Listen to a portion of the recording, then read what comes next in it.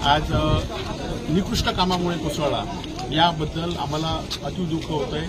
शिवप्रेमी म्हणून आम्ही याचा निषेध करतो। खरं तर गेल्या 6 महिन्यापूर्वी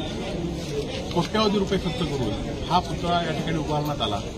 आणि त्यावेळी इथल्या स्थानिक लोकांनी सुद्धा त्यावेळी पुतळ्याच्या कामासंदर्भात तक्रारी केल्या होत्या, वृत्तपत्रात सुद्धा आल्या होत्या, म्हणून त्याकडे पद्धतशीरपणे दुर्लक्ष केलं गेलं आणि जे विरोध करतायत ते आपल्या विरोधात असा त्यांनी समज करून घेतला।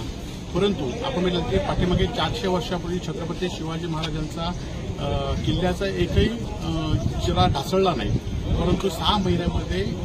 महिन्यापूर्वीच इथले जे काम होतं ते ढासळलं होतं। स्थानिक नागरिकांनी त्या संदर्भात वारंवार तक्रार केल्या होत्या आणि सगळेच पंतप्रधान मोदींच्या दौऱ्याच्या पार्श्वभूमीवर काहीतरी वेगळं केलं पाहिजे म्हणून हा पुतळा या ठिकाणी करण्यात आला। परंतु त्यावेळीच्या निकृष्ट बांधकामामुळे आता खरं तर सरकार आपली भूमिका आपले हे दुसऱ्यावर ढकलतील,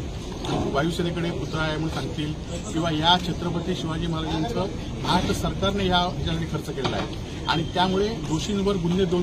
नोंद झाले पाहिजेत। नाहीतर शिवप्रेमी म्हणून आम्ही तीव्र असं आंदोलन संपूर्ण जिल्ह्यातच नव्हे तर महाराष्ट्रभर आम्ही करणार आहोत आणि